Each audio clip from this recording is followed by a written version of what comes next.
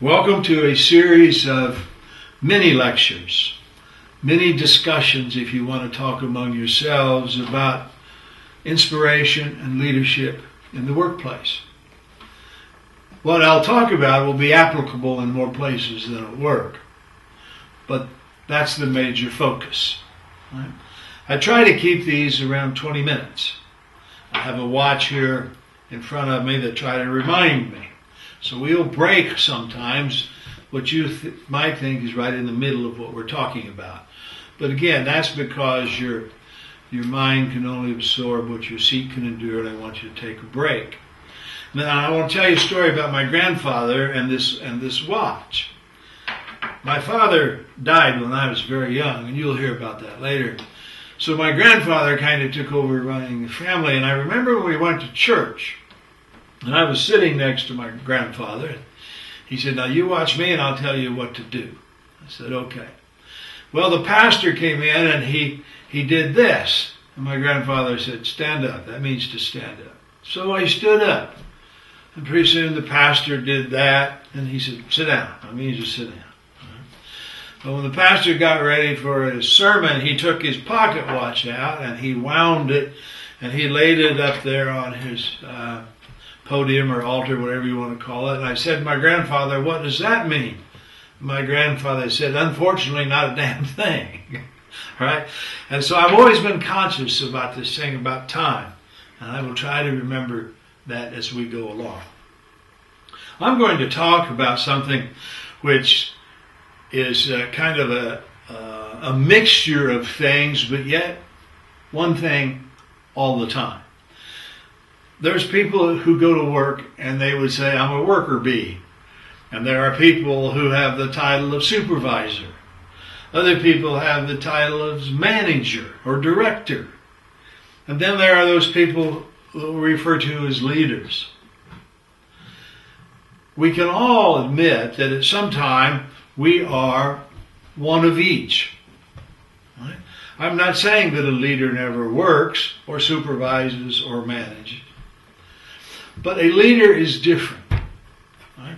And the reason a leader is different is because you cannot help but be a leader. It just cannot be helped. The minute someone sees you do something, even if it's just walk into the room, you are setting an example. You are a leadership. You're sending a message. Right? You are a leader. Now you can be a good one or a bad one. But I've had learners in my classroom and learners in my audience who say, "Well, I don't want to be a leader, I just want to be a follower." Well, that's nice, but you don't have a choice. You are a role model. You are a leader. So we're going to talk a lot about how to be a good one and how to make a very positive difference in people's lives. And that's what all of this is about. And we'll talk about that in a lot of different contexts, in a lot of different settings, with different external forces. But we're going to talk about the world of leadership and how we do it well. All right? So that's where we begin. That's my introduction. Okay? Now, we will begin with the premise that people who work with other people and who are leaders are really no better than the combined efforts of those people who work with us and for us. There's not a hospital administrator who's any better than the doctor, the nurses, the surgeons, the anesthesiologists, the cooks, the parking lot valets, the groundskeepers. That administrator is no better than the combination of the work of all those people. I don't care how good or how great he thinks he is or she thinks he is. I don't care how many letters there are behind his name, how many titles he has. If the people who work for him aren't any good, he's not any good. All right? Now, since that's true, since that is true, and believe me, it is, it makes a lot of sense for us to make sure that we bring out the very best in other people, that we help them succeed and excel in what they do. That will make us look good. Now, you may wonder why a man who's obviously so young has so little hair and it's all white. Right? Well, it's because I have helped raise 7 daughters. That's why I have white hair. Who wouldn't? Right? And I have told my wife that if I die first and she outlives me, that on the back of my tombstone, I want her to be able to write, "He helped raise 7 of the nicest kids you ever wanted to meet." Then I would have been a success. As parents, we are the combined success of our children. Now, that doesn't mean spouse. That means as parents. Right? Doesn't mean as neighbors. It means as parents. And you'll hear me talk more about that later. But it makes good sense, if we are leaders, to help bring out the best in people who work for us and who work with us. And that includes in all of our workplaces. That includes in our home, and in our churches, and in our communities, and even in our nation, our political parties, if you happen to belong to one. If we help bring out the best in others, then we all do better. So how do we do that? All right? Well, I want to begin with a simple message that came from a man who I respect his talents and I hate his politics. His name is Roger Ailes. All right, he's the mastermind behind Rush Limbaugh originally and Fox News and all that. Definitely not my kind of people. All right, but in the world of communication, Roger Ailes is a genius. He wrote a book a long time ago. I bought a copy of it. Can't find it now, but I bought it. And the title of the book was "You Are the Message." You are the message. Well, think about that for a second. If someone loves you, you can tell them almost anything. If someone likes you, you can tell them maybe a little less than love, but you can tell them almost anything. If they respect you, they're going to listen to you. Right? You are the primary message. If they don't like you, I don't care what you got to tell them. It's not going to sink in very well. Unless it directly impacts their pocketbook. All right? You are the message. So how do we make you the best message you can be? Right? Well, number one, you got to be credible. If I'm going to listen to you talk about something, I want to believe that you know what you're talking about. I used to laugh. Many of you will probably be too young to remember, but there used to be commercials on television starring Michael Jordan and Tweety Bird. They were together making commercials about telephones of some kind. I don't even remember what for. Now, Michael Jordan might have known how to use telephones, but I doubt if he knew much about the system. And I know that Bird didn't know anything about it, right? So it was simply star power, right? But yet you were the message.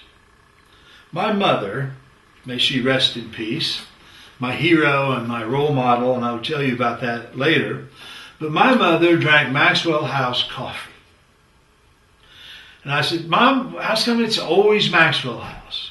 And again, some of you will be too young to remember, but my mother said, "Well, Dr. Welby tells me to drink Maxwell House coffee."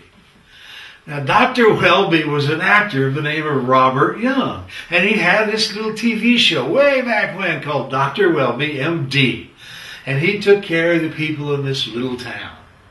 And my mom loved Dr. Welby. And in a different role, he made commercials for Maxwell House coffee. And so my mom said, Dr. Welby says, Maxwell House coffee, that's what I'm going to drink. And that's what she drank till the day she died. Right? Because she liked Dr. He was the message, you see. He was the message. And I know that all of you could write down a list of people who ask you to do something for them, and it would hurt your own feelings if you couldn't do it.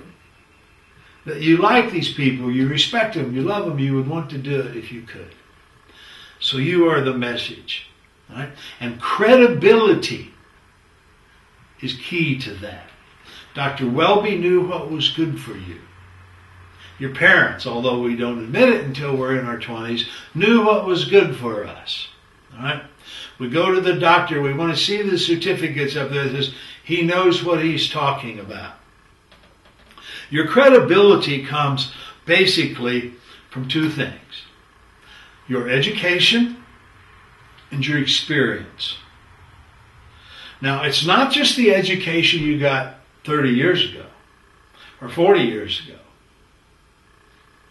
What have you learned lately that's new? Are you continuing to go to school and learn? Now, I got my bachelor's degree back. I was in college when Jack Kennedy was alive. All right? I got my bachelor's degree back in 1964, my master's in 1965. But I didn't get my PhD until I was 54. I went back to school. And since then, I've taken postdoctoral studies. Since then, I've continued to take training both in Wisconsin and in Tennessee in how to be a mediator. And my wife can tell you, I am probably Amazon Books' best friend. I'm always buying, always reading, always studying. But how would anybody know that? I don't go to work and say, well, I'm smarter today than I was yesterday because I did this. They know it because I share what I've learned. I teach. I help others learn. I give examples. And so your credibility comes from continuing to learn and to continuing to teach and help others learn. And it comes from your experience. The fact that you are working and you have been doing this for a number of years, and what have you accomplished in that experience? The more you've done, the more you've accomplished, the more credibility you have. Once again, but how will people know? Well, there's a secret to this. If you want people to know good things about you, then you find out good things about them and tell others. And once you begin to brag on other people, those other people are going to start to brag on you. It works the other way too, but I don't want to talk about that. All right? So get your education, get your experience, help other people, find out what other people have to offer, brag on them, spread the word, and your credibility will grow. And that's being part of the message. After credibility, there's a thing called character. Just what kind of character do you have? Now that's what I'm talking about, not what kind of character are you. But what kind of character do you have?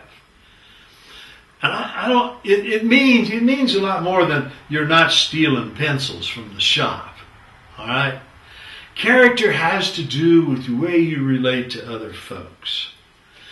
Do you give credit when they have credit coming? I'll tell you what's even better. Do you give them credit sometimes when they don't even have it coming? Most of what we do at work is a team project. And so you did 90% of it. You know that. Your bosses probably know that. But everybody else out there, you can spread the credit. I have a son-in-law who played in the National Football League, in the NFL, played professional football for 7 years. He even played in the Super Bowl. Right? Great kid.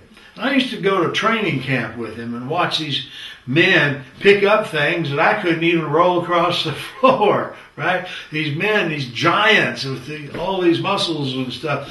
And these people run down the football field at speeds like, whoa, how do they do that? I mean, it's amazing. And so they go out there and they play this game, and there's two things that's always fascinated me. After the game, the quarterback says, well, you know, I wouldn't have completed that many passes if they hadn't caught the ball. I have the best set of hands in the league out there catching the ball. And I have this line up there giving me all day to throw it. And the runners say, well, it's simple. The guys in front of me open this great big hole and I just walk through it. They're giving each other credit. Right? And then the other thing that I've always been fascinated is after the game in these interviews, these great big hulking monsters of men, the sweat pouring off of them, and they're there interviewing about this game, and what do they say? They say, hi, Mom. It's never Dad, it's hi, Mom. I love it. And they're that kind of people when you go to their training camps. That's character. They're not looking to blame someone else. They don't play the blame game. Leaders don't play the blame game. They know that failure is an event. It's not a person. Failure is something that went wrong. No person's a failure. It's just the things that they do sometimes don't work. And leaders know that. That's character, you see. Leaders also are people of compassion. And this is important. This is an important thing. I don't mean they're pushovers, but I mean they have a heart. And they understand the people that work for them. My grandfather, we were farmers when I was a kid. My grandparents were farmers. And my father was a policeman. My grandparents were farmers. And I can remember going out on the farm and working during harvest time. And my grandfather had quite a bit of land. Actually, my grandmother owned it. But grandfather Stillman, my mom's dad, he was supervising all this. He was the head farmer. And at lunchtime, only we called it dinner down on the farm, that noon meal, our aunts and grandma, they'd cook these gigantic meals of fried chicken, mashed potatoes and gravy and corn and sweet corn and beans and pie and all that. And us boys would have to eat out on the porch, sitting on the steps, or find a stump. Because the extra people that my grandfather hired to help us sat around the table. And I'll never forget my grandfather saying, there is no such thing as a hired hand. We hire entire people. They have good days and bad days just like we do, and we're going to treat them like human beings. You boys sit out on the porch. I'll never forget it, and I'm telling you, that's 50 years, 60 years ago. 60 years ago, and I can see it in my mind like it was yesterday. There's no such thing as hired hands. We hire people, and they have good days, but they also have bad days. I can remember when I was up in Alaska and on an ad agency, I had a young woman working for me, and she came in late one day. And I said, well, what do you think I'm running here, a bank? You know, I was being kind of snappy at her.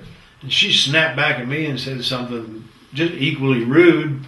And I don't remember what it was, but I said, well, don't snap at me. I'm not the only one. I'm not the one that was late. And she said, Bill, if I can't snap at you, who can I snap at? She said, when I woke up this morning, that big yellow lab had gotten sick all over the house. I mean, it was awful. And we had put some dirty clothes in the dishwasher, and it had gone screwy in the middle of the night, and I had hot soapy water all over the living room, the kitchen, running down the stairs. And I had 3 daughters this morning that would not cooperate. And then to break the camel's back, when I finally got to the car, the left front tire was flat. And you're hollering at me because I'm late? I felt that you could have buried me in a matchbox. And I learned a lesson from that day on. And I have remembered to always wait. There's a reason for this. Compassion and care. It is so easy to give, it costs you nothing, and it's worth millions to care about other people. You know, I love to cook. And boy, if there's a funeral somewhere, I'm cooking. I'm cooking and delivering food. And I know you know other people who've done the same thing. It's just simply compassion and caring about people. Now, there's another word here that starts with C I want to talk about. Remember, we've done credibility, character, compassion. I want to talk about charisma. And it'll be the last part of this discussion. I'm a great believer in the power of charisma. I have had colleagues at the universities where I've taught that say, charisma is no substitute for skill. Well, who the hell ever said it had to be one or the other? It can be both. Right? Folks want to work for people who inspire them, lift them up, make them laugh. I don't want anybody to ever say that an empty elevator opened its doors and I got out. Or an empty cab pulled out and Bill McConaughey got out. That's not me. I don't want to be known that way. I don't think you do either. Now, what creates charisma? And I'm going to tell you. I'm going to tell you what creates it. And you're not born with it, by the way. Forget that. Leaders are not born leaders. They're born naked little parasites. That's what they are, all right? They're naked little babies who are going to be dependent on other people for 15 years. We are developed into leaders, and we develop charisma. By the way, another thing about human infants that I'll talk about later. Do you know that when the human infant is born, it doesn't hate a single soul? Not one person. Doesn't hate anybody. Has to be taught to do that. Think about that. Okay, charisma. You're not born with it, you develop it. Number one, know your stuff. Know what you're talking about. It's no fun to go take an exam if you don't know what's on it. You don't want to go get in front of a group of people if you don't know what you're talking about. Know your stuff. Learn, learn, learn. Keep learning. Know what you're talking about. All right? Know how to talk about it. I'll talk about that in a second. 2, look good. Now, the world is full of people of different sizes, different shapes, different ages, different colors, but we can still look as good as we can and look the way we're supposed to look for the role we're in. To me, the most inspiring person in my lifetime would be Mahatma Gandhi. A little brown man wearing a loincloth, some glasses, a staff, and sandals. And Gandhi began the world of freedom for colonies all over the place. And he looked exactly the way he was supposed to look. No one would say Mother Teresa was beautiful physically. She looked the way she was supposed to look. Right? I get up in the morning, hey, I got a picture of me at home when I was a university basketball player and a university high hurdler. Since then, I've put on 100 pounds. My chest is sunk so far I could be a pirate. I'm wearing trifocals. I need a hearing aid. I had one, but my dog ate it, literally ate it. All right? My hair's gone, white. I know I'm an old man. When I get up in the morning, I go shower, shave, comb my hair, brush my teeth, slap on a little brute, and I say, go get him. You're a stud muffin. Convince myself that I look good, dress the part, look good. Every day you go to work, you should dress for the job you want, not the one you got. All right? And then people are going to look up to you. Feel good. Why should anyone follow you if you're moping around all the time? Get your physical body in shape, your medical body in shape, your spiritual life in shape, your psychological body in shape, your mental body in shape. Feel good. For God's sakes, get enough sleep. Most Americans are sleep deprived. Go to bed, get some sleep. My wife can tell you I'm in bed at 9 o'clock every single night, even if we have company. I get up and go to bed. Now there's a reason 9 o'clock is the hour. Because I've looked back at my life and all the trouble I got into was always after 9 o'clock at night. So I make sure I'm not up after 9 o'clock at night. Right? But I get my sleep. I take my vitamins. I go to the doctor. I take my blood pressure medicine. So take care of yourself. Feel good. Next, charisma. Remember we're talking about charisma? It's an outward focus. It's not you. It's we. Leadership requires a we-ness.